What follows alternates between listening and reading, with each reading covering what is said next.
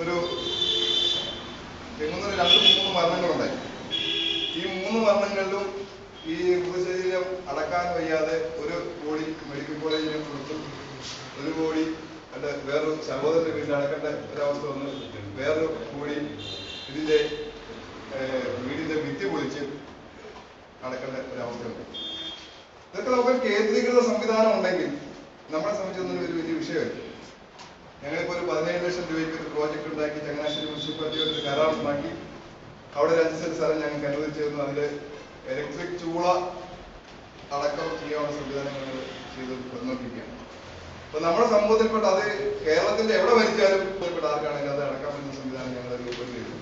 Changanassery മുനിസിപ്പാലിറ്റിയായിട്ട് കരാറുണ്ടാക്കി 5 saint സ്ഥലം ഞങ്ങൾക്ക് അനുവദിച്ചിട്ടുണ്ട്. അതിന്റെ പ്ലാനും എസ്റ്റിമേറ്റും എല്ലാം ഞങ്ങൾ കൊടുത്തു. പിന്നെ ഞങ്ങൾക്ക് പൊല്യൂഷൻ കണ്ടുകൊണ്ട് ഒരു സർട്ടിഫിക്കറ്റ് കൂടി ഞങ്ങൾക്ക് കിട്ടിയാൽ മതി. അതിനെ വേണം സഹായം ചെയ്തുതരാമെന്ന് ചങ്ങനാശ്ശേരി ബന്ധപ്പെട്ട ആൾക്കാർ ഞങ്ങൾ പറഞ്ഞിട്ടുണ്ട്. അത് ഇപ്പോൾ ഈ ഒരു മരണം സംഭവിച്ചാൽ നമുക്ക് അടക്കാൻ പോലും സ്ഥലമില്ലാത്ത ഒത്തിരി ആൾക്കാർ നമുക്ക് നമ്മുടെ ഈ സമൂഹത്തിലോട്ട്, അപ്പൊ അവരുടെയൊക്കെ പ്രശ്നങ്ങളായിരിക്കണം നമ്മുടെ പ്രശ്നങ്ങൾ.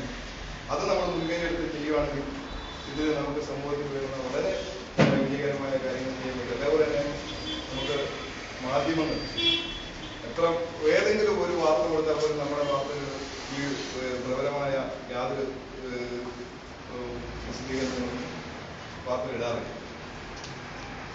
ഇപ്പം വിനോദാമാൻ അറിയാം, ചങ്ങനാശ്ശേരി വിശ്വമല വാർത്ത ഞാൻ കൊണ്ട് എന്റെ പേര് പറഞ്ഞാൽ കണ്ണോടുത്തു. കാരണം അത്ര അവരോട് നമ്മൾ ഷൗട്ട് ചെയ്ത് സംസാരിച്ചിട്ടുണ്ട്.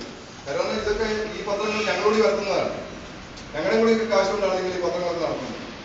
അച്ഛന്മാരുടെയും നായന്മാരുടെയും നമ്പൂരിമാരുടെയും വാർത്തകൾ മാത്രം ഇടാനുണ്ടായി ഒരു